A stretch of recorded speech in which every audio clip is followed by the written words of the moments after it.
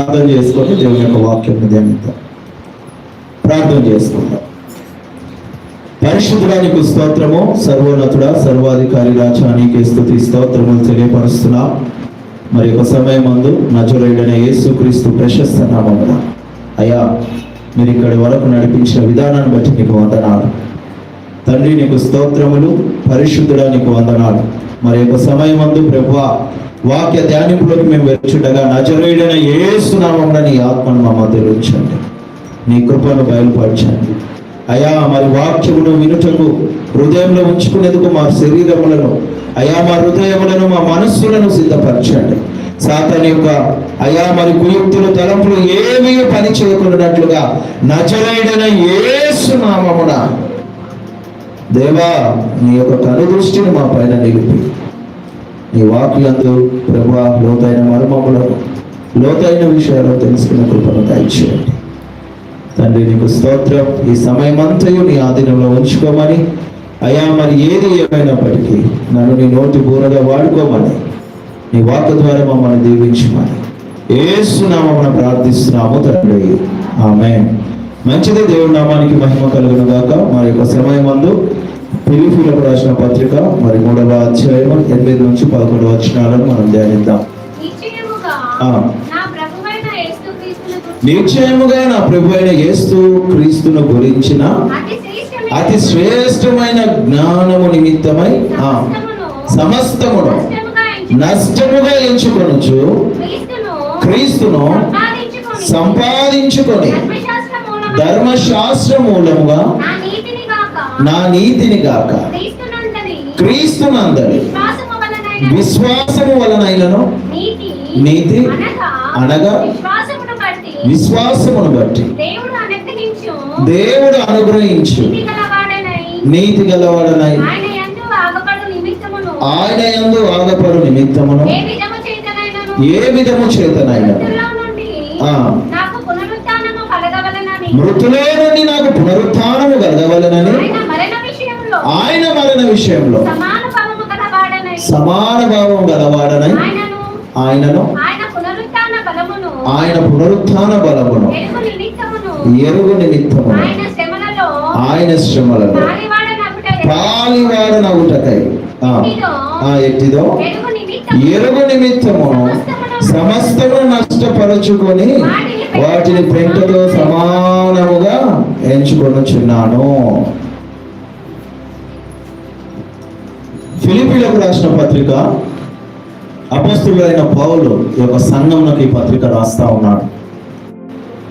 ఈ పత్రిక రాయడానికి 2 కారణాలు ఉన్నాయి. ఒకటి కృతజ్ఞతా భావముతో ఈ యొక్క పత్రికను రాస్తా ఉన్నాడు. చెరసాలలో రోమన్ సామ్రాజ్యంలో బందీ గృహంలో పౌల్ని బంధించినప్పుడు ఈ ఫిలిప్పీ సంఘము తనకు చేసిన సహాయమును బట్టి దానిని జ్ఞాపకం చేసుకుంటూ ఆ యొక్క సంఘమునకు కృతజ్ఞత తెలుపుతూ యొక్క పత్రికను రాస్తా ఉన్నాడు.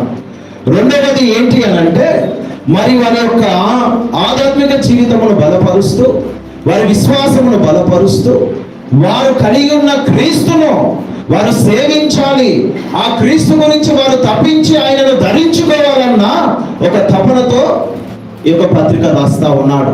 ఇందులో ఉన్న నష్టములను సరిచేస్తూ ఆ సంఘంలో ఉన్న ఇబ్బందులను సరిచేస్తూ ఈ పత్రిక రాస్తా ఉన్నాడు. ఆ యొక్క సంఘంలో 2 స్త్రీల మధ్యలో ఉన్న గొడవను సమాధాన పరుస్తూ వారిని బలపరుస్తూ మీరు ఈ రీతిలో ఉండొద్దు, మీ విశ్వాసమును మీరు కాపాడుకొని క్రీస్తు వైపు చూస్తూ ఐక్యముతోను ప్రేమగా వినయముతో మీరు దేవుని సన్నిధిలో ఉండాలని వాళ్ళని హెచ్చరిస్తూ ఈ యొక్క పత్రిక రాస్తా ఉన్నాడు. ఈ యొక్క పత్రికను పరిశీలించినప్పుడు ఈ పత్రిక ఇతర పత్రికల కంటే భిన్నముగా మరి ప్రేమ మరి వాత్సల్యముతో నిండి ఉంటుంది. ఇందులో 3 ముఖ్యమైన అంశాలను పౌలు ప్రస్తావిస్తూ ఉన్నాడు. ఫస్ట్ వన్ ఏంటి అని అంటే సమస్యల గురించి చెప్పినాక పరిష్కారాల గురించి కూడా చెప్తా ఉన్నాడు.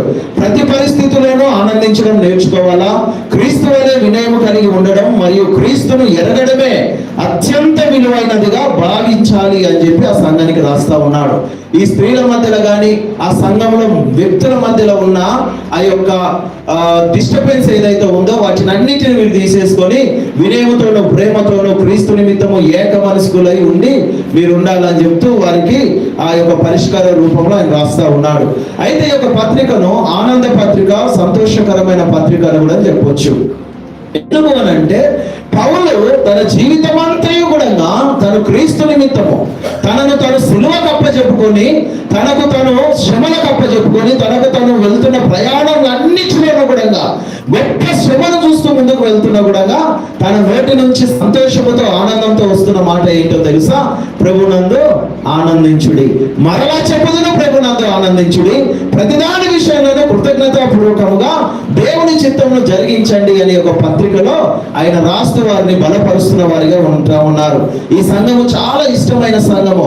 ఈ సంఘమును ముగ్గురు వ్యక్తులు స్థాపించినారు. పౌలుతో పాటు శీల స్థాపించినాడు. శీల, పౌలు, అలాగే లూకు, వీళ్ళు ముగ్గురు కలిసి ఈ యొక్క సంఘమును వారు స్థాపించినట్టుగా మనం చూస్తా ఉన్నాం. అయితే ఈ యొక్క పత్రికను రాసిన సమయం వచ్చేసి క్రీస్తు శకము మొదటి శతకములోనే 62 నుంచి 63వ సంవత్సరాల యొక్క కాలంలోనే ఈ పత్రికను రాస్తున్నట్టుగా మనం చూస్తా ఉన్నాం. ఈ యొక్క పత్రిక యొక్క ముఖ్యాంశం ఏంటి అనంటే క్రీస్తు కోసము జీవించడంలో ఉండే ఆనందమును ఈ పత్రిక ప్రధాన అంశంగా చూపిస్తా ఉంది. క్రీస్తు కొరకు జీవించడము, క్రీస్తు కొరకు వారి యొక్క జీవిత శైలిని మార్చుకోవడము, క్రీస్తు కొరకు వారి ప్రాధాన్యాలను మార్చుకొని క్రీస్తుని ఒక ప్రాధాన్యముగా మలుచుకొని క్రీస్తు నిమిత్తము జీవించడాన్ని ఈ యొక్క పత్రిక చూపిస్తా ఉంది. అదే విధముగా మనము చదువుకున్న లేఖనములో 3వ అధ్యాయము మరి 8వ వచనంలో మనం చూసుకున్నట్లయితే 7వ వచనం ఒకసారి మనం చూద్దాం. అయినను ఏవేవి నాకు లాభకరములై ఉండెనో వాటినన్నిటినీ క్రీస్తు నిమిత్తము నష్టముగా ఎంచుకొంటిని. నిశ్చయముగా నా ప్రభువైన యేసుక్రీస్తు గురించి అతి శ్రేష్టమైన జ్ఞానము నిమిత్తమై సమస్తమును నష్టముగా ఎంచుకొనుచున్నాను అని చెప్పి ఈ యొక్క పత్రికలో ఆయన యొక్క భావనను ఆ సంఘానికి తెలియపరుస్తా ఉన్నాడు. ఫిలిప్పీలకు రాసిన పత్రిక ఇది చాలా ఆనందకరమైనను క్రీస్తు నిమిత్తము గొప్ప శ్రేష్టంగా ఉన్నతంగా జ్ఞానయుక్తమైన పత్రిక అయినను క్రీస్తు నిమిత్తము క్రీస్తులో ఎలా జీవించాలి, ఎలా ఆనందించాలి, ఆయన కొరకు మనం ఏం చేయాలి, మనని మనం ఆయనకి ఎలా సమర్పించుకోవాలి అని ఆ సంఘానికి రాస్తూ పౌలు తన యొక్క భావంను ఇక్కడ తెలుపుతా ఉన్నాడు. ఇక్కడ మనం గమనించాల్సిన విషయం ఒకటి ఉంది.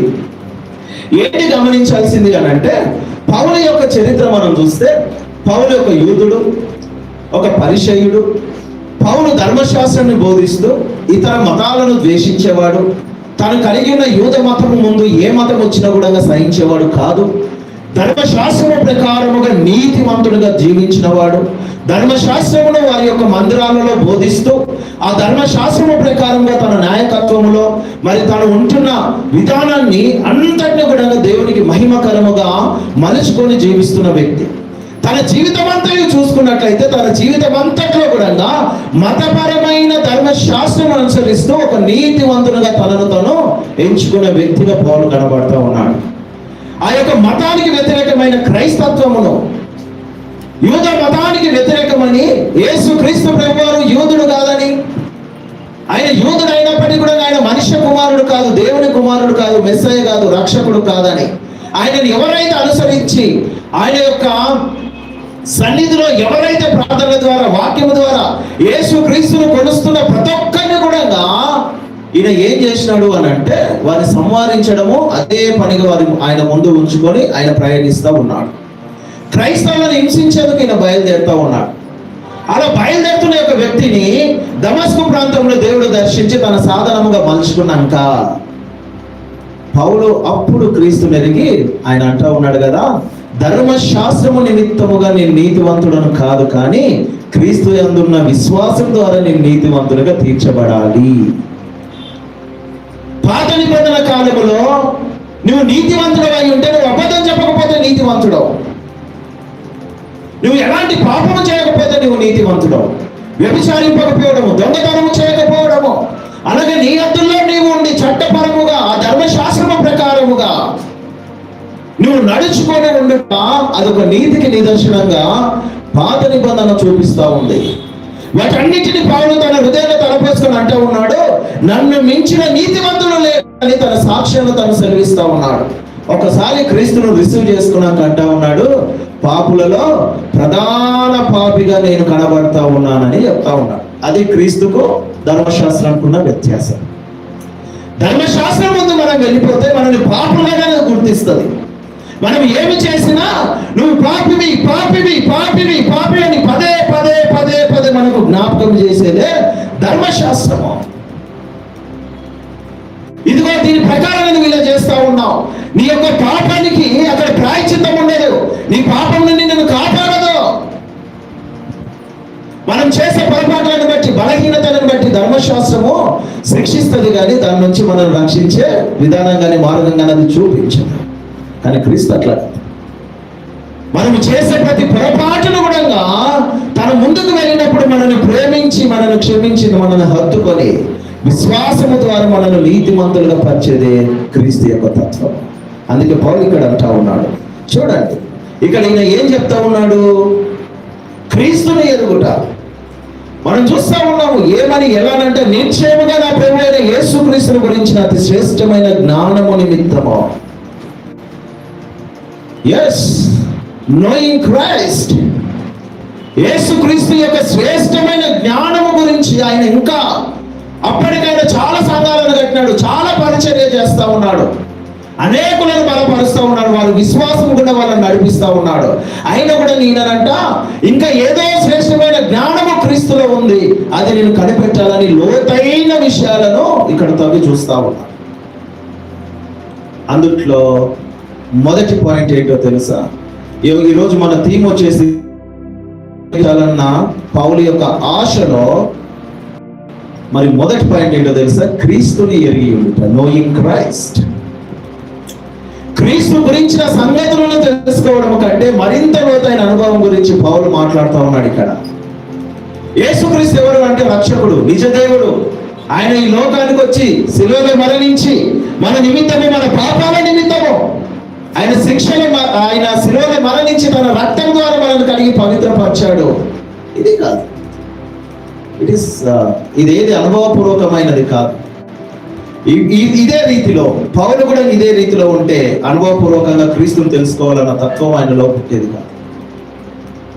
ఇప్పుడు ఎవరినైనా అడిగినా చెప్తారు, మామూలు విశ్వాసులనైనా అడిగినా చెప్తారు, ఎవరినైనా అడిగి చెప్తారు యేసుక్రీస్తు ఎవరు అని అంటే క్రైస్తవుల దేవుడు, ఆయన తప్ప వేరే వాళ్ళు లేడు, నిజ దేవుడు అని ఎవరైనా చెప్పగలుగుతారు.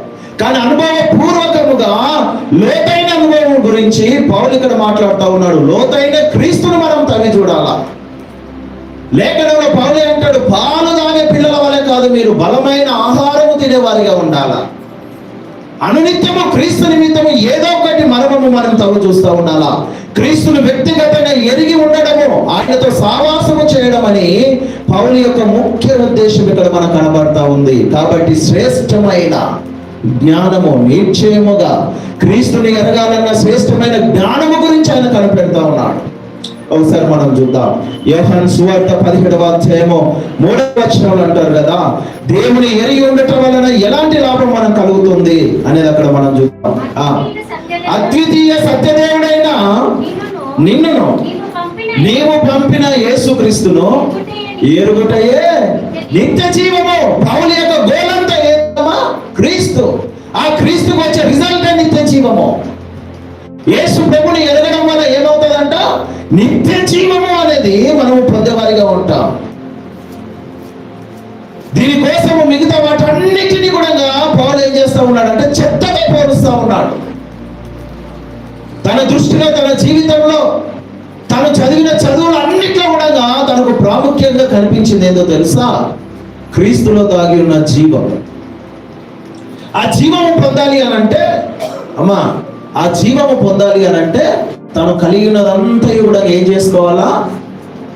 చెప్పాలా? నష్టముతో ఎంచుకోవాలా. ఎస్, నష్టంతో ఎంచుకోవాలా. పౌలు చెత్తగా ఉందని తెలుసుకున్న వాటి కోసం ఈ భూమి పైన అధిక సంఖ్యలో మనుషులు పోరాడుతూనే ఉంటారు ప్రేరు ప్రతిష్టల గురించి. ఒకసారి ఇదే 3వ అధ్యాయము 4 నుంచి ఒకసారి చదువుదామా? 3వ అధ్యాయము 4వ వచనం నుంచి ఒకసారి చదువుదాం. ఎందుకనగా శరీరమును ఆస్వాదము చేసుకొనక దేవుని యొక్క ఆత్మ వలన ఆరాధించుచు క్రీస్తు యేసునందు అతిశయపడుచున్న మనమే సున్నతి ఆచరించు వారము. కావాలని అనుటే నేను శరీరమును ఆస్పదం చేసుకొని 4 నుంచి చూడండి అమ్మా. కావాలి అని అంటేనే నేను శరీరమును ఆస్పదము చేసుకొనవచ్చును, మరి ఎవడైనా శరీరమును ఆస్పదము చేసుకున్న దలచిన ఎడల నేను మరి ఎక్కువ చేసుకొనవచ్చు. ఆస్పదం అంటే ఆధారం. మన ప్రేర ప్రతిష్టలను ఆధారం చేసుకొని మనం బతకొచ్చు. మన శరీరానికి నచ్చినట్టు మనం జీవించవచ్చు. మన శరీరము కోరే ప్రతి కోరికను మనం తీర్చుకోవచ్చు. అందుకే అంటున్నాడు పౌలు, ఎవరైనా అలా ఉండాలనుకున్నా వానికన్నా నేను ఎక్కువ ఉండగలుగుతాను. ఎందుకంటే నాకు జ్ఞానం ఉంది, చదువు ఉంది, డబ్బు ఉంది, ధనం ఉంది, అధికారం ఉంది. ఏమంటున్నాడు? మరి ఎక్కువగా చేసుకునవచ్చును. వచ్చము ఎవరి మీద 8వ దినమున సున్నతి పొంది తిని ఇశ్రాయేలు వంశపు వాడనై బెన్యామీను గోత్రమే పుట్టి ఎబ్రీయుల సంతానమై ఎబ్రీయుడనై ధర్మశాస్త్ర విషయమును పరిచయుడనై ఆసక్తి విషయమును సంఘము హింసించువాడనై ధర్మశాస్త్రము వలన నీతి విషయమును అనిత్యుడనై ఉంటిని. చూడండి, ఆగు. ఈయనకున్న క్వాలిటీస్ చూసినారా? పరిచయుడు, అమ్మా, బెన్యామీను గోత్రీయుడు, ఇశ్రాయేలు యొక్క సంతానం. ఈయన ఉన్నత స్థానం అక్కడ పెడతా ఉన్నాడు. ఇలాంటి సిచ్యువేషన్లో నన్ను నేను హెచ్చించుకోవాలంటే ఇగో నాకు ఉన్నాయి. మనుషుల కన్నా నన్ను నేను హెచ్చించుకోవచ్చు. నాకున్న ప్రతి కోరికను నేను ఆస్వాదము చేసుకోవచ్చు, ఆధారము చేసుకొని నేను వెళ్ళిపోవచ్చు. ధర్మశాస్త్రము ప్రకారంగా నీతి విషయమై అనిత్యుడనై ఉంటిని. ఇలాంటి వ్యక్తి క్రీస్తు ముందుకు వచ్చేసరికి ఏమైంది? ఒక్కసారి దేవుని తెలుసుకున్న తర్వాత క్రీస్తులో ఉన్న జీవము ఇలాంటి వారి గురించి కాదు, కానీ ఎవరైతే తనను సిలువను తను మోసుకొని ఆయనను వెంబడిస్తారో, ఎవరైతే నిజముగా క్రీస్తుని ఎరిగి ఉంటారో వారికే దేవుని యొక్క జీవములో అర్హత గాని ఇంకేదమ్మా అర్హత గాని వాడు సంపాదించుకున్న వాడై దాన్ని పొందేవాడిగా ఉంటాడని పౌలు తెలుసుకున్నాక తను కలిగి ఉన్నదంతటిని ఏం చేసినాడు? నష్టముగా ఎంచుకున్నాడు. 7వ వచనం చెప్తుంది అది. అయినను ఏవేమి నాకు లాభకరములై ఉండెనో వాటన్నిటినీ క్రీస్తు నిమిత్తము నష్టముగా ఎంచుకుంటున్నాను. పరిచయం యొక్క జీవితం ఏమన్నా సాధారణమైన జీవితమా? దశభాగాలు వస్తాయి, పంటలు వస్తాయి, ఆస్తులు వస్తాయి, బలులు వస్తాయి, ఎడ్లు వస్తాయి, గొడ్లు వస్తాయి, మేకలు, గొర్రెలు అన్నీ వస్తాయి వాళ్ళు ఉన్న చోటికి.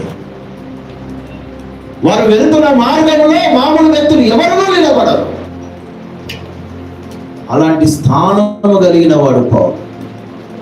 అవి ఏ వీటిని ఆధారం చేసుకోవాలి? క్రీస్తును ఎరిగి ఉన్నాడు. Is knowing Christ. That's why ఆయన రూటే సపరేట్ అయిపోయింది, ఆయన మార్గమే వేరేగా అయిపోయింది. మనం చూద్దాం 2 కొరింథీ 4:6 వచనం కూడా ఒకసారి మనం చూద్దాం. 2 కొరింథీ 4:6 వచనం. అంధకారముల నుండి వెలుగు ప్రకాశించును. మైక్ లో చదవమని. తన మహిమను గూర్చిన జ్ఞానము యేసుక్రీస్తునందు వెల్లడిపరచుటకు మా హృదయములో ప్రకాశించెను. కనుక మేము మమ్మను గూర్చి ప్రకటించుకుంటలేదు గాని క్రీస్తు యేసును గురించి ఆయన యొక్క ప్రభావమును ఆయన ప్రభువని ఆయన గూర్చి యేసు నిమిత్తము మేము మీ పరిచారకులమని ప్రకటించుచున్నాము. yes,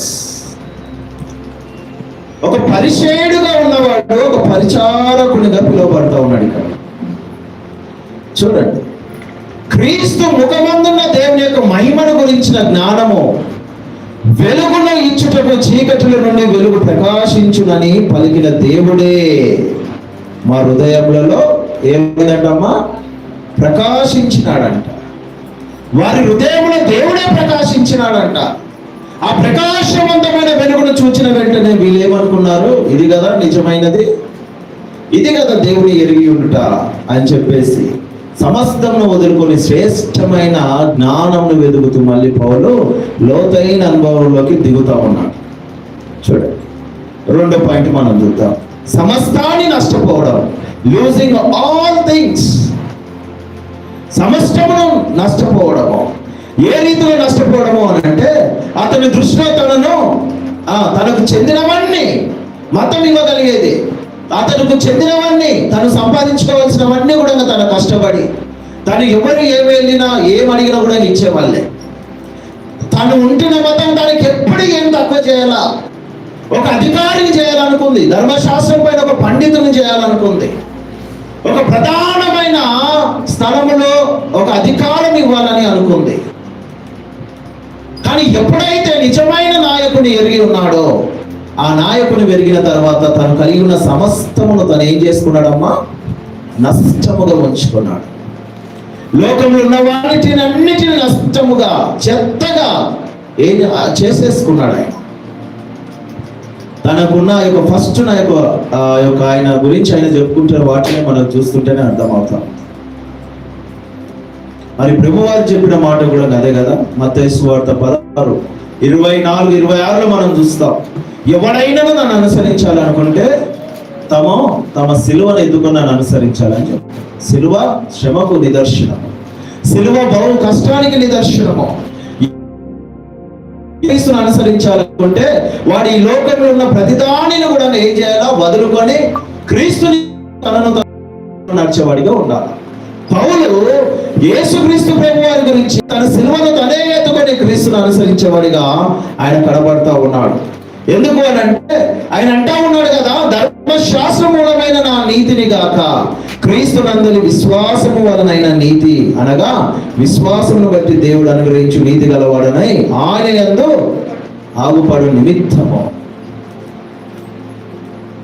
ఏముంది, ఇతరులకు ఏదో రెండు మంచి మాటలు చెప్పినా, కొద్దిగా మంచిగా చేసినా కూడా మనము మంచోళ్ళలాగానే కనబడతాం కదా. ఆకలి ఉన్నవానికి అన్నం పెట్టినా మంచోళ్ళ, బట్టలు లేననుకో ఒక చేత బట్టలు పెట్టినా మంచిదే, దాహం ఉన్నవానికి ఒక గ్లాసు నీళ్ళు పోసినా మంచిదే. ఇవన్నీ ధర్మశాస్త్రం యొక్క ఆచారం కదా. దుఃఖంతో ఉన్నవానికి పోయి కన్నీళ్లు తెరిచినా మంచిది, ఓదార్పు మాటలు చెప్పినా మంచిదే. ఇవన్నీ పౌల్లో ఉన్నాయి. మళ్ళీ పౌలు అంటూ ఉన్నాడు, నీతి నిమిత్తము ధర్మశాస్త్రం ప్రకారంగా నీ నీతివంతుగా కనబడినా క్రీస్తునందున్న విశ్వాసం మూలంగా నీ నీతివంతుని కావాలి. అంటే ధర్మశాస్త్రం ప్రకారం ఉన్న నీతి, విశ్వాసం మూలంగా ఉన్న నీతి ఒకటి కాదా? చెప్పండి. చూడండి, సెల్ఫ్ రైచియస్నెస్, గాడ్స్ రైచియస్నెస్. మన నీతి దేవుని యొక్క నీతికి ఎలాంటి పంతు ఉంటా ఉంది, పౌలు ఇక్కడ ఎందుకు చెప్తా ఉన్నాడు అనేది నాకు అర్థం కాదు. ఎందుకనంటే రోమన్ సంఘం కూడా ఆయన రాస్తూ ఒక మంచి మాట అంటాడు. ఒకసారి చూద్దాం మనం 13 రోమీలకు రాసిన పత్రిక 13వ ఒకసారి చూడండి.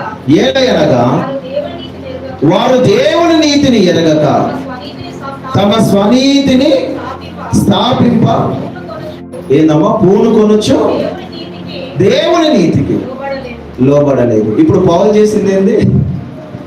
ధర్మశాస్త్ర పరమున్న నీతి ఏ రీతిలో ఇక్కడ ఈ వచనం బట్టి చూస్తే మనం ఏమనుకోవాలా? స్వనీతి.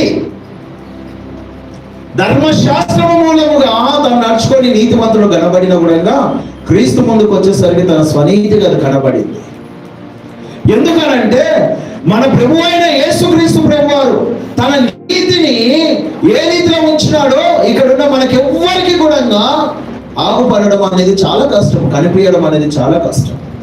ఎందుకనంటే మనం విశ్వాస వీరులుగానే కొనసాగుతూ మనం అందరము మన స్వంత నీతి పైన ఆధారపడిన వారిగానే మనం ఉన్నాం. ఇశ్రాయేలు అదే చేసినారు. ఐజాయా వార్త నెత్తి కొట్టుకోవడం కూడా వాళ్ళకి అదే చెప్తా ఉంటాడు అనమాట. 64:6 యెషయా గ్రంథం 64:6 మేమందరము అపవిత్రుల వంటి వారమైతిమి, మా నీతి క్రియలన్నీ మురికి గుడ్డల వలె ఉన్నది. మేము దేవుని యొక్క నీతిని ఎరగక, క్రీస్తు యొక్క ప్రకాశవంతమైన వెలుగును ఎరగక, ఆయన శ్రేష్టమైన జ్ఞానమును అందుకొనలేక మేమేమైపోయినామంటే మురికి గుడ్డల వలె మా దృష్టికి మేము కనబడతా ఉన్నాం. దేవుని దృష్టి కూడా అదే రీతిలో కనబడతా ఉన్నాం అని చెప్పి ఐజాయా ప్రవక్త కూడా సాక్ష్యం ఇస్తా ఉన్నాడు. ఇక మనం ఆలోచన చేయాల్సింది ఒకటి ఉందమ్మా. ఏం చేయాలంటే దేవుని నీతి, క్రీస్తుని మనం సంపాదించుకోవాలన్నా, క్రీస్తుని మనం సేవించాలన్నా, క్రీస్తుని మనం ఎరిగి ఉండి ఆయన యొక్క ముఖమును మనం చూడాలన్నా, పౌలు దేని గురించి అయితే ఆరాటము పొంది తనను తాను నష్టంగా ఎంచుకొని క్రీస్తు గురించి పరిగెత్తుతున్నాడు, ఆ పరుగు పందంలో మనం కూడా పాలు పొందాల్సిందే. ఆ పరుగు పందంలో మనం కూడా పాలు పొందాల్సిందే. ఆ పరుగు పందంలో మనము పాలు పొందినప్పుడు ఏమవుతుందో తెలుసా? నజరేయుడైన యేసు క్రీస్తు ప్రభువు యొక్క వెలుగు మన హృదయంలో ప్రకాశించడం మొదలు పెడుతుంది. మనం ఆయనకు పరిచారకులుగా, ఆయనకు సేవకులుగా మనము తీర్చిదిద్దబడతాం. ఒక్కసారి ఆయన కింద మనము పరిచారకులుగా ఉంటామంటే, ఆయన మన యజమానిగా ఉన్నాడు అని అంటే, మనము కలిగి ఉన్న ప్రతి శ్రమైనను, మనము కలిగి ఉన్న ప్రతి నష్టమైనను దేవుని యందు లాభ సాధనముగా మనం అనుభవించేవారిగా మనం ఉంటాం కదా. ఒకసారి చూడండి, 1 తిమోతి 6 ఒకసారి చదవండి. 1 తిమోతి 6వ అధ్యాయం 6వ వచనం ఒకసారి చూడండి. సంతుష్టి సహితమైన దైవభక్తి గొప్ప లాభ సాధనమై ఉన్నది. మనం ఈ లోకంలోనికి ఏమీ తేలేదు, దీనిలో నుండి ఏమి తీసుకోబోమో కాగా అన్న వస్త్రములు గలవారమై ఉండి వాటితో తృప్తి పొంది ముందుము. ఏంటంటమ్మా? తృప్తికరమైన దైవభక్తి ఒక లాభ సాధనము. అది పౌలు ఎంచుకున్నాడు. తను కలిగి ఉన్న సమస్తమును పెంటతో ఎంచుకొని క్రీస్తు నిమిత్తము ఈయన వెతకడం మొదలు పెట్టినాడు. ప్రభు అంటాడు కదా, నా రాజ్యమును నా నీతిని మొదట వెతుకుడు. రాజ్యం అంటే ప్రాంతం అనుకునేది, దిండి పక్కన ఉన్న డ్యామో, గోనకొల్లో, కల్వకుర్తితో, అచ్చంపేట అనుకునేది. రాజ్యం అనగా క్రీస్తు. క్రీస్తుకు నిదర్శనమే రాజ్యము. ఎప్పుడైతే క్రీస్తును మనం వెతకడం మొదలు పెడతామో ఆయన రాజ్యంలో మనం వారసులుగా ఉంటాం. మళ్ళీ వెంటనే అంటూ ఉన్నాడు, నన్ను వెతకడమే సరిపోదు, నా నీతిని కూడా మీరు వెతకాలి. పౌలు చేసింది అదే. తన రాజ్యంలో కనుగొని ఉన్నాడు, యేసు యొక్క రాజ్యంలో కనుగొన్నాడు, ఆయన యొక్క రాజ్యాన్ని వెతుకుతా ఉన్నాడు. కానీ నీతి వరకు వచ్చేసరికి ఏమంటా ఉన్నాడు? శ్రేష్టమైన అంటే ఉన్నతమైనది, ఉన్నతమైన క్రీస్తును అనుభవపూర్వకముగా తెలుసుకోవాలని పోరాడుతూ ఉన్నాడు. చూడండి, విశ్వాసము ద్వారా నీతి, విశ్వాసము ద్వారా నీతి ఏందో మనం ఒకసారి చూద్దాం. Righteousness through faith. విశ్వాసము ద్వారా నీతి అని ఇక్కడ పౌలు చెప్తా ఉన్నాడు కదా. క్రీస్తు నందలి విశ్వాసం వలనైన నీతి అనగా అనేది ఒకసారి మనం చూద్దాం. 2 కొరింథీ 5వ అధ్యాయం 21వ వచనం ఒకసారి మనం చూద్దాం. 2 కొరింథీ 5వ అధ్యాయం 21. ఎందుకనగా మనం ఆయన యందు దేవుని నీతి అగునట్లు పాపమెరుగని ఆయన మన కోసము పాపముగా చేసెను. ఏందమ్మా? ఎందుకనగా మనం ఆయన యందు దేవుని నీతి అగునట్లు పాపమెరుగని ఆయనను మన కోసము పాపముగా చేసెను. పాపమెరుగని ఆయనను మన కోసము పాపముగా చేసెను. ఇది దేవుని నీతి. దేవుని యొక్క నీతిలో మనం అవ్వపడేటట్టుగా మనం ఏం చేసుకోవాలంటే పరిశుద్ధులుగా చేసుకోవాలి. ఎందుకంటే మన పాపాల నిమిత్తము పరిశుద్ధుడైన క్రీస్తే తనను తను ఏం చేసినాడు? సిలువకు అప్పజెప్పుకున్నాడు. కొలతి సంఘంతో ఆయన చెబుతూ గలతి సంఘంతో సేమ్ రిపీట్ చేస్తాడు అన్నమాట. 2:16 అనుకుంటా. మనుషుడు యేసుక్రీస్తు నందలి విశ్వాసం వలనే గాని ధర్మశాస్త్ర సంబంధమైన క్రియల మూలంగా నీతిమంతుడుగా తీర్చబడని ఎరిగి మనమును క్రీస్తు యేసు నందలి విశ్వాసం వలనే నీతిమంతులుగా తీర్చబడుటకై ఆయన యందు విశ్వాసం ఉంచి ఉన్నాము.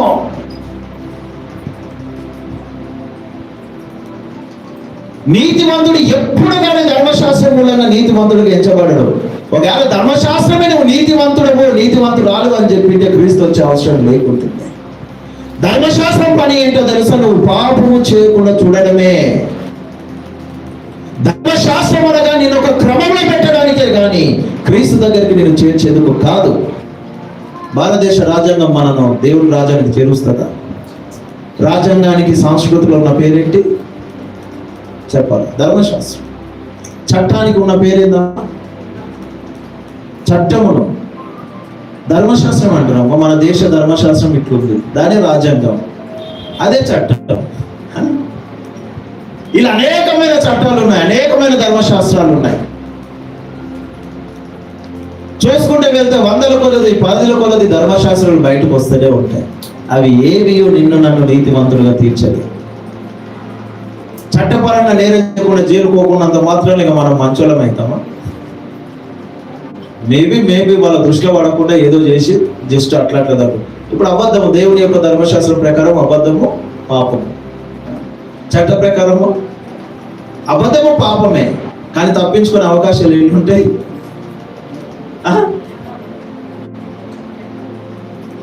అమ్మా యా ఆ రీతిలో చూసుకుంటే పౌలు అంటా ఉన్నాడు, ధర్మశాస్త్రము ప్రకారముగా నేను నీతివంతుడిగానే కనబడ్డాను, కానీ క్రీస్తు ముందుకు వచ్చి ఆయన నీతి ముందుకు వచ్చేసరికి నన్ను మించిన పాపి లేనే లేడు. ఇదమ్మా సాక్ష్యం. ఇది లోతైన అనుభవము. యేసుక్రీస్తు ప్రభువారు నిజమైన దేవుడు, రక్షకుడు అని ఎరిగి ఉంటే సరిపోదు, కానీ అనుభవ పూర్వకముగా దేవుని వెతకడం మొదలు పెట్టాలా. దేవుని వెతకడం మొదలు పెట్టడం అంటే ఏంటో తెలుసా? ఆయనను సేవించాలి అని అంటే వాకు ఆయన దేవుణ్ణి మనము ధ్యానిస్తూ ఆయన యొక్క ప్రకాశవంతమైన వెలుగు మన హృదయంలో మనమే వెలిగించుకునేటట్టుగా చేసుకోవాలా. అప్పటికే పౌలు గొప్ప సేవ చేస్తా ఉన్నాడు. మామూలు సేవ కాదు, చాలా గొప్ప సేవ చేస్తా ఉన్నాడు. శ్రమల గుండా సిలువనెత్తుకుని ఆయన గురించి పోరాడుతూ ఉన్నాడు, పరిగెత్తుతా ఉన్నాడు.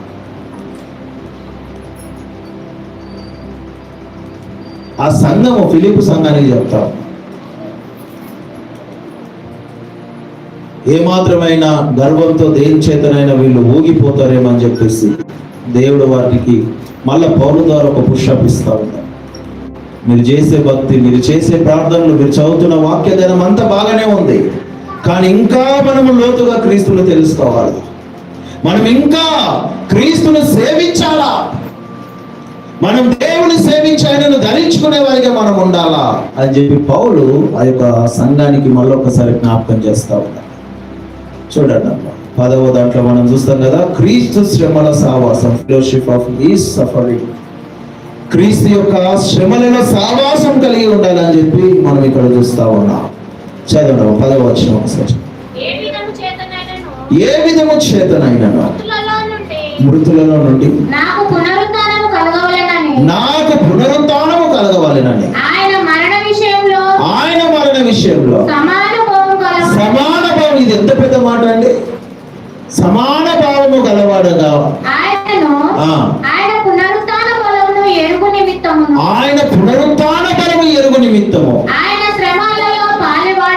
ఆయన శ్రమలలో ఏం కావాలంట? పాలివాడవడము. క్రీస్తు శ్రమలలో పాలివాడవడము. తనను క్రీస్తుతో పోల్చుకుంటా ఉన్నాడు. సేవకులతోనో, విశ్వాసులతోనో, శిష్యులతోనో కాదు, తనను క్రీస్తు ముందు ఉంచుకొని పోల్చుకుంటా ఉన్నాడు. ఏ రీతిలో పోల్చుకుంటున్నాడు అని అంటే, ఆయన యొక్క పునరుత్థాన బలమును ఎదగాలన్నా మృతుల చరిత ఆయన మృతువుగా ఉండకుండాట్లుగా మృతులోకి వెళ్ళి ఏ రీతిలో నజరేయుడైన యేసు క్రీస్తు ప్రభువారు పునరుత్థానుడై లేపబడినాడో అదే రీతిలో అదే బలము చేత పౌలు కూడా లేపబడాలన్న కాంక్ష, ఆ కోరిక, ఆ యొక్క గోల్ పౌలు కలిగి ఉన్నట్టుగా ఇక్కడ మనం చూస్తా ఉన్నాం. ఇది లోతైన మర్మం, ఇది లోతైన విషయం. ఏమో చెప్తా ఉన్నాడు? మృతుల సరిత నేను అలాగనే ఉండకూడదు, ఆ మృతులోకి వెళ్ళి నేను కూడా క్రీస్తు వలె లేపబడాలి. ఇప్పటివరకు ఈ ఆలోచన మనకు వచ్చిందా? ఆ శ్రేష్టమైన పునరుత్థాన బలాన్ని కూడా మనము పొందాలా. వచ్చిందా? మనం పునరుత్థానులం అవుతామని తెలుసా? పోనీ పునరుత్థానం అంటే రిజరక్షన్. ఏందమ్మా పునరుత్థానం అంటే? పునర్జన్మించడం, తిరిగి లేవడం. మరణమును జయించి క్రీస్తు ఏ రీతిలో అయితే లేచి ఉన్నాడో అదే రీతిలో యొక్క మరణమును ఓడించి క్రీస్తు నిమిత్తము విజయము పొంది మనము తిరిగి క్రీస్తులో లేవడం. ఇది గోల్.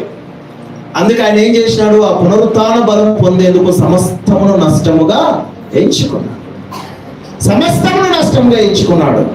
ఒకసారి మనం చూద్దాం, రోమీయులకు రాసిన పత్రిక 8:17 ఒకసారి చదవండి.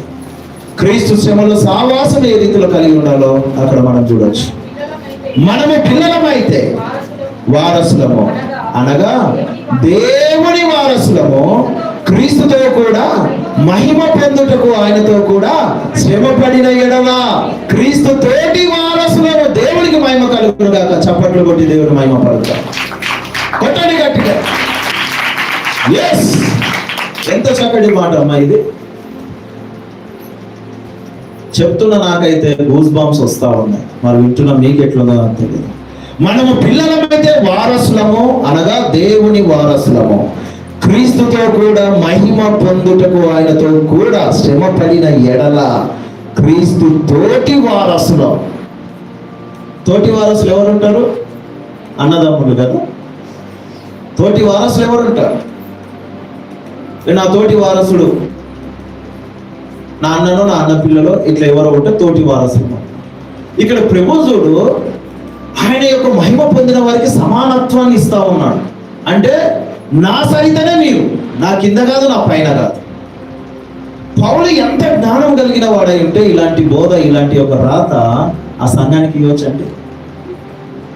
చూడండి, పునరుత్థాన బలములో క్రీస్తు వలె మృతుల్లో ఉండకుండా నేను తిరిగి లేవాలని, క్రీస్తు వలె ఆయన రాజ్యంలో నేను ఉండాలనేదే నా ఆశ అని పౌలు చెప్తా ఉన్నాడు ఫిలిప్పీ సంఘంతో.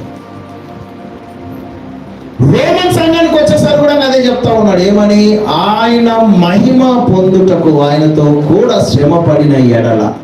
క్రీస్తు ఏ రీతిలో అయితే జీవించినాడో, ఈ లోకమును జయించేందుకు, పాపమును జయించేందుకు ఆయన ఎంత శ్రమ అయితే పడినాడో, అలాంటి శ్రమ కూడా మనం పడి ఉండాలా.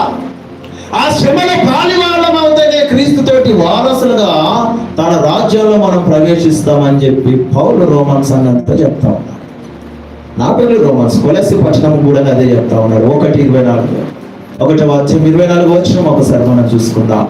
ఇప్పుడు మీ కొరకు నేను అనుభవించుచున్న శ్రమల యందు సంతోషించుచు క్రీస్తు శరీరమైన సంఘము కొరకు ఆయన పడిన శ్రమలలో కొరతైనను వాటిని నా వంతు, నా శరీరము సంపూర్ణము చేయుచున్నాను. ఏంటంటమ్మా? క్రీస్తు శరీరమైన సంఘము కొరకు ఆయన పడిన శ్రమలలో కొరతైనను వాటిని నా శరీరమందు ఏం చేస్తా ఉన్నాడంట? సంపూర్ణం చేస్తా ఉన్నాడు. దేని గురించి? ఆయనలో ఈయన జీవం పొందాలి. ఆయనలో ఈయన జీవం పొందాలి. ఇదమ్మా క్రీస్తు శ్రమలలో మనము పాలివారం అవుతే, క్రీస్తు శ్రమలు ఏ రీతిలో అనుభవించడం మనం ఆ రీతిలో అనుభవిస్తే చాలు. అంటే ఆయనలాగా మనం సిలువ వేసే వాళ్ళు ఎవరు ఉంటారు? కొరడాలకు కొట్టే వాళ్ళు. ఆయనను సాతానుగాడు అనేకమైన బలహీనతలను తెచ్చి ఆయన ముందు ఉంచినాడు. ఒక్కసారి నాకు మొక్కు, ఈ పట్టణం నీకు ఇస్తా ఉంటాను, నిన్ను నీ దేవదూత నీకు కావాలన్నారు కదా, ఆకలి అవుతుంది కదా, రొట్టెలను బండలను రొట్టెలను చేసి తిను, ఒక మాట సెలవిస్తే సరిపోతుంది కదా. ఆ రీతిలో ప్రభు ఎక్కడికి వెళ్ళినా వారి శోధన ఉండాల. సాతాను యొక్క దేవుని శోధించేందుకు సాతానుగాడు వాడుకున్న యుగం మనుషులు. వారి చేతులు ఆయుధములుగా ఉండి దేవుని శోధించిన వారు ఆనాడున్న ధర్మశాస్త్ర ఉపదేశకులు, పరిచయులు, శాస్త్రులు, వీరందరూ కూడా క్రీస్తును శ్రమ పెట్టి ఆయన ద్వారా స్వస్థత పొందిన వారు, ఆయన వాక్యం విన్నవారు అనేకులు కూడా ఏమని కేక వేసినారు? వీనికి శిలువ మరణమే తగినది అని కేకలు వేసినారు. కేకలు వేసినారు. పౌలు కూడా తన మరణం కూడా ఎంత దారుణంగా ఉంటుందంటే మామూలు చూడండి. ఆయనతోటి వారసులం కావాలి అని అంటే మనము ఆయన శ్రేష్టమైన జ్ఞానమును అనుభవపూర్వకంగా వెదగడం నేర్చుకోవాలి. క్రీస్తుని ఎరిగి మనము ముందుకు వెళ్ళాలి. పునరుత్థానం, ద రిజరక్షన్ అంటే ఏదో ఒకసారి మనం చూద్దాం. రిజరక్షన్ గురించి ఇక్కడ చెప్తా ఉన్నాడు కదా. ఏమని? మృతుల్లో నుండి నాకు పునరుత్థానము కలగవలెనని ఆయన మరణ విషయంలో సమానుభావము గలవాడనై ఆయనను ఆయన పునరుత్థాన బలమును ఎరుగు నిమిత్తమును ఆయన శ్రమలలో పాలివాడొకటకు ఎట్టిదో ఎరుగు నిమిత్తము సమస్తము నష్టపరుచుకొని వాటిని చూద్దాం. పునరుత్థాన బలము, ఆ పునరుత్థాన బలము పొందే అప్పుడు దేవుని యొక్క కార్యం మనం చూద్దాం. 1 తెస్సలోనికీ రాసిన పత్రిక 4:16 మరి ఈ రీతిలో పౌలు అంటూ ఉన్నాడు. ఏమంటూ ఉన్నాడంటే, ఆర్భాటముతోనో ప్రధాన దూతల శబ్దంతోనో దేవుని బూరతోనో ప్రభు ఆకాశం నుండి దిగి వచ్చును, అప్పుడు క్రీస్తునందుండు మృతులైన వారందరూ ఏమవుతారంట? మొదట లేస్తారంట. అదే పునరుత్థానం. మృతులైన వారందరూ ప్రభు నిమిత్తం లేవాలా. ఆయన శబ్దము విన్నప్పుడు, ఆయన పరలోకం నుండి వచ్చి మధ్యాకాశంలో తన బూర శబ్దం విన్నప్పుడు మృతులుగా పడిన ప్రతి ఒక్కరు కూడా ఏం చేయాలమ్మా? ప్రభు నిమిత్తము మొదటగా లేస్తారు. అదే పునరుత్థానం. అలా లేవాలనే ఆ కాంక్ష కలిగి పౌలు క్రీస్తుని ఇంకా లోతులోకి తెలుసుకోవాలని కోరుతా ఉన్నాడు. అనుభవపూర్వకంగా క్రీస్తుని తెలుసుకోవాలని కోరుతా ఉన్నాడు. మనం చూస్తాము ప్రకటన 25వ వచనంలో కూడా మనం చూస్తాం. ఒకసారి చూద్దాం. ప్రకటన గ్రంథము 20వ అధ్యాయం 5వ వచనం ఒకసారి మనం చూద్దాం. ఆ 1000 సంవత్సరములు గడచు వరకు మిగిలిన మృతులు బ్రతకలేరు. ఇదే మొదటి పునరుత్థానము. ఒకసారి ప్రభు వచ్చిన తర్వాత అప్పుడు లేచిన వారు మళ్ళా 1000 ఏళ్ల రాజ్యము స్థాపించబడినాక ఇక మళ్ళా పునరుత్థానం ఆ 1000 ఏళ్ల రాజ్యం అయిపోయేంత వరకు ఉండదు. అది పౌలు యొక్క ఆతృత. అది ఏమన్నా కూడా వచ్చినప్పుడే వినియోగించుకోవాలా. క్రీస్తు గురించి ఆయనని ఎరిగి ఉన్నప్పుడే, ఆయన నిమిత్తమే లోతైన అనుభవంగా మర్మంగా ఆయనని ఎరిగి ఆయన యొక్క వెలుగును హృదయంలో ప్రకాశింపజేసుకొని ఆయన శ్రమల్లో పాలిభాగస్తుడై ఆయన తోటి వారసుడిగా ఉండాలనేది పౌలు యొక్క ధ్యేయం. ఈరోజు మనం సేవిస్తున్నామా దేవుణ్ణి? ఇలాంటి ఆతృత కలిగి మనం దేవుని సేవిస్తున్న వారిగా మనం ఉంటున్నామా అనేది ఒకటి మనము క్వశ్చన్ వేస్తాం. ఎందుకు అనంటే మనం చూస్తూ ఉన్నాము, క్రీస్తును సంపాదించుకోవాలి అన్నా, క్రీస్తు యొక్క ప్రేమను మనం పొందాలి అన్నా మౌనం కూడా పౌలు వలె క్రైస్తవ జీవితంలో పోరాటం చేయడం ప్రారంభించాలి. ఎలాంటి పోరాటం అంటే నీటి వాగుల కొరకు దుబ్బి ఆశించినట్లుగా మనం పోరాటం చేయాలి. ఎలాంటి పోరాటము అనంటే ఏది ఏమైనప్పటికీ కూడా క్రీస్తు నిమిత్తము మనని మనము సిలువకు అప్పచెప్పుకునే అంత ప్రేమను మనం దేవుని సన్నిధిలో మనం కనపరచుకోవాలి. ఒకసారి చూద్దాం. క్రీస్తును తెలుసుకోవడం కోసము చేయాల్సింది మొదటిది త్యాగము. మనం కలిగి ఉన్న సమస్తం ఆయన గురించి మనం ఏం చేసుకోవాలా? నష్టముగా ఎంచుకోవాలా. ఒకసారి మనం చూద్దాం. కీర్తనలు 42:1-2 వచనం ఒకసారి మనం చదువుదాం. పౌలు క్రీస్తును సంపాదించుకోవడానికి సమస్తాన్ని నష్టంగా ఎలా అయితే ఎంచుకున్నాడో దేవుని తెలుసుకోవాలంటే మనము కూడా ప్రాధాన్యాలన్నిటిని మనం కూడా మార్చుకోవాలా. దుప్పి నీటి వాగుల కొరకు ఆశపడినట్లు దేవా నీ కొరకు నా ప్రాణము ఆశపడుచున్నది. దేవుని కొరకు మనం ఆశపడాలి. పౌలు ఏ రీతిలో అయితే ఆశపడతా ఉన్నాడో, పునరుత్థాన బలంలో ఏ రీతిలో అయితే పొందాలనుకుంటున్నాడో, మృతులకెళ్ళి ఏ రీతిలో ఆయన లేవాలనుకుంటున్నాడో, క్రీస్తుతోటి సహవాసము కలిగిన వాడై క్రీస్తు యొక్క శ్రమలను అనుభవిస్తూ ఆయన తోటి వారసుగా ఏ రీతిలో అయితే ఆయన ఆశపడగలుగుతున్నాడో ఆ రీతిలో కూడా మనం ఏం చేయాలా? దేవుని కొరకు మన ప్రాణము ఆశపడుచు రీతిగా మనం ఉంచుకోవాలా. మనం చూద్దాం మత్తయి సువార్త 6:33 కూడా అక్కడ కూడా మనం చూస్తాం, మీరు ఆయన యొక్క రాజ్యమును నీతిని మొదట వెతుకుడి, అప్పుడు అవన్నీ మీకు అనుగ్రహింపబడతాయి. ఎస్, ఇది క్రీస్తుని తెలుసుకోవడం కోసము మనం చేయాల్సింది ఏంటి? మొదటిది త్యాగము. మనము సమస్తమును వదులుకొని ఆయన గురించి ఆశించిన వారిగా ఉంటే ఆయన వెలుగు మన హృదయంలో ప్రకాశంగా ఉంటుంది. రెండోది ఏంటి అంటే వాక్యము ద్వారా క్రీస్తుని తెలుసుకోవాలి.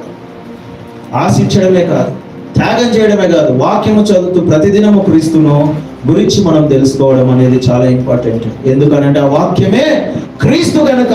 యోహాను సువార్త 1:1 మనం చూస్తాం, ఆది అందు వాక్యం ఉండెను, వాక్యము దేవుని దగ్గర ఉండెను, దేవుడే వాక్యమై ఉండెను, ఆ వాక్యమే సజీవముగా ఈ లోకములకు మానవుని యొక్క శరీరమును ధరించుకొని వచ్చినట్టుగా యోహాను భక్తుడు చెప్తా ఉన్నాడు. లేఖనముల యందు మీకు నిత్య జీవము గలదని తలంచుచు వాటిని పరిశోధించుచున్నారు, అవే నన్ను గురించి సాక్ష్యం ఇచ్చుచున్నాయి అని చెప్పి యోహాను భక్తుడు అంటాడు. 5వ అధ్యాయం 39లో మనం చూస్తా ఉన్నాం. ఒకటి ఏంటి అని అంటే, మనం దేవుని గురించి ఆశపడే వారిగా ఉండాలి. మనం ఆయనను ధరించుకోవాలా, ఆయనను సంపాదించుకోవాలన్న ఒక ఆశ మన ప్రాణంలో మనం నెలకొల్పుకోవాలి. తర్వాత వాక్యం ద్వారా క్రీస్తుని మనం తెలుసుకోవాలి. తర్వాత ప్రార్థన మరియు సావాసం అనేది చాలా ఇంపార్టెంట్. ప్రార్థన మరియు సావాసము ద్వారా క్రీస్తును మనము అనుభవపూర్వకంగా తెలుసుకునే అవకాశం ఉంటుంది. ఎందుకంటే ఎఫెసీయులకు రాసిన పత్రిక 1:17లో మనం చూస్తాం, మీరు ఆయనను తెలుసుకున్నట్లు ఆయన మిమ్మల్ని తన జ్ఞానమును ప్రత్యక్షతను గల మనసు అనుగ్రహించినట్లు నేను నా ప్రార్థన యందు మిమ్మల్ని జ్ఞాపకము చేసుకొనుచున్నాను అని 1:17లో అంటాడు. అంటే మనము క్రీస్తును అనుభవపూర్వకంగా తెలుసుకోవాలంటే మనము కలిగి ఉండాల్సింది ప్రార్థన, అలాగే క్రీస్తుతో సావాసము. ఈ ప్రార్థన సావాసం ఏర్పడాలి అని అంటే మనం వాక్యం ద్వారా క్రీస్తును లోతుగా తెలుసుకోవాలి. ఒకవేళ ఆయన అలా రీతిలో లోతుగా తెలుసుకోవాలి అని అంటే మనము క్రీస్తును ధరించుకునేందుకు ఆశపడాలి. ఏదైనా ఇష్టపడితేనే కదా దాని గురించి ప్రయత్నం చేస్తాం, అవునా కదా? ఫస్ట్ దేవుని గురించి మనం ఇష్టపడాలి. ఆయన ఇష్టపడి ఆయనను అనుసరించాలంటే మనలో ఉన్న ప్రతి లోపమును నష్టముగా ఎంచుకోవాలా. మనకు ఆయనకున్న ప్రతి దానిని నష్టంగా ఎంచుకొని దాన్ని త్యాగం చేయాలా. రెండవది ఏం చేయాలి అని అంటే వాక్యము ద్వారా క్రీస్తుని తెలుసుకోవాలా. మూడవది ఏం చేయాలంటే ప్రార్థన మరియు సావాసము ద్వారా క్రీస్తును మనము తెలుసుకునే వారిగా మనం ఉండాలా. ఒకటి ఆశ, రెండోది త్యాగము, మూడోది జ్ఞానము. ఈ 3 విషయాలు మనం చూసుకున్నాం. లోకము యొక్క ఆశలు కంటే దేవుని యొక్క ప్రథమ స్థానమే చాలా గొప్పది. ఇదే ఫిలిప్పీ 3:8లో ప్రభు చెప్తా ఉంటాడు. ఏమని చెప్తా ఉన్నాడు? నిశ్చయముగా నా ప్రభు అయిన యేసుక్రీస్తును గురించిన అతి శ్రేష్టమైన జ్ఞానము నిమిత్తము, అతి శ్రేష్టమైన జ్ఞానము, క్రీస్తును తెలుసుకోవడము, దాని మించిన జ్ఞానము లేదు. ఆ జ్ఞానము నిమిత్తము మనం ఏం చేయాలి అని అంటే అన్నిటినీ ఆశపడి త్యాగపడి ఆ జ్ఞానము మనం పొందేవారిగా మనం ఉండాలా. ఆయన ప్రేమ యొక్క లోతును ప్రధాన ద్వారము ఆ యొక్క గ్రహించాలి. ఆయన ప్రేమ యొక్క లోతు, వెడల్పు, ఎత్తు ఎంతో మనం గ్రహించిన వారిగా ఉండి ఆయన మహిమకరంగా మనం జీవించినప్పుడే మనము కూడా క్రీస్తును ధరించుకొని ఏ రీతిలో అయితే క్రీస్తును పౌలు సేవించాలని ఆశపడ్డాడో అట్టి ఆశ కూడా మనలో నెరవేర్చబడుతుంది. మనం కూడా పునరుత్థాన బలంను పొంది మృతుల్లోకి వెళ్ళి లేపబడిన వారమై సత్యదేవుడైన నజరేయుడైన యేసుక్రీస్తు నిత్య జీవంలోకి ప్రవేశించే వారిగా మనం ఉంటాం. ప్రియ సంగమా, ఒకసారి మనం జ్ఞాపకం చేసుకుందాం. మనం క్రీస్తును సేవిస్తున్నామా, ఈ లోకాన్ని సేవిస్తున్నామా? మనం క్రీస్తు ప్రభువారిని ధరించుకుంటున్నామా, ఈ లోకంలో ఉన్న నష్టమును మనము దైవంగా భావిస్తూ దాన్ని ధారించుకుంటున్నామా? జాగ్రత్త. లోకము మన అంతము, క్రీస్తు మన జీవము. లోకం వైపు చూస్తే మనకు అంతము తప్పదు, క్రీస్తు వైపు చూస్తే మనం పునరుత్థానులం అవుతాం. క్రీస్తులో జీవం ఉంది. ఆ జీవాన్ని పొందాలి అని అంటే క్రీస్తును మనం సేవించాలా. క్రీస్తును మనం సేవించాలంటే శ్రేష్టమైన జ్ఞానమును మనం పొందాలా. అది పొందాలి అని అంటే త్యాగం చేయాలా, ఆశపడాలా. అట్టి జ్ఞానము దేవుడు మనకు ఏం చేయాలా? దయచేయును గాక.